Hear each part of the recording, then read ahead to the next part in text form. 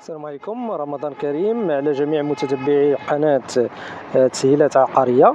اليوم غادي نهضروا على واحد الحالة من الحالات الشائعة اللي تيكونوا فيها مجموعة من الناس عندهم واحد العقار تيستغلوه، دار ولا أرض فلاحية ولا أرض عارية، وما عندهمش واحد الوثائق اللي كتثبت واحد الحجية قوية باش يديروا شي إجراء من الإجراء. واش كاين شي حل قانوني ممكن نديروه؟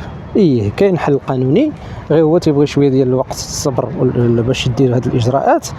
اول حاجه ممكن ديرها هي انك خاصك تمشي تصايب واحد التصميم موقعي او بلان سيتياسيون باش يبين لك هذاك البلان بلا راه انت عقار غير محفظ، بعدا راه كتكون مكتوبه فيه نون ايماتريكولي.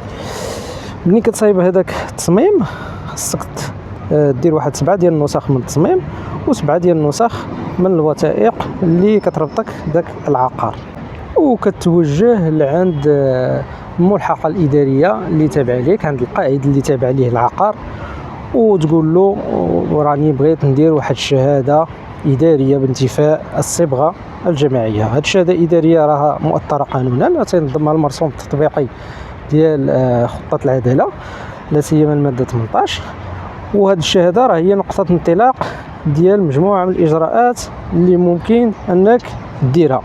السيد القايد مني كيتوصل من عندك بهذاك الطلب راه تيدير واحد المراسلات اداريه لمجموعه من المصالح الاداريه، منها اداره الاملاك المخزنيه، مصلحه التجهيز، مياه والغابات، مجموعه من المصالح اللي تتكون معنيه بديك المراسلات. وراه انت ممكن تسرع المسطره ديالك بلا ما تاخذ رقم الارسال وتوجه لديك المصالح الاداريه وتقول لهم بلا راه انت باغي تسرع المسطره وما بغيتيش باش تعطل بزاف، وانهم راه خصهم يجاوبوا القايد باش ما يتعطلوش عليك بزاف. القايد ملي تيجاوبوه تيقولوا له بان هذا العقار راه غير مدرج في لائحه ديال الاملاك ديال هاد الادارات، راه تيسلمك الشهاده الاداريه وكتبدا عندك واحد المرحله جديده انك خاصك تعيط للعدلان واحد 12 شهاده للدار ديالك، وتقول للعدلان يديروا لك واحد رسم عدلي بالحيازه اللي كنسميوه في الدارجه العاميه ملكيه عدليه. هاد الملكيه العدليه راه تتكون عندها واحد الحجه قويه، بحيث راه ممكن دير بها كاع الاجراءات، راه ممكن تفتح فيها مطلب ديال التحفيظ وتتكون عندك حجه قويه حتى لا جا عارضك شي حد.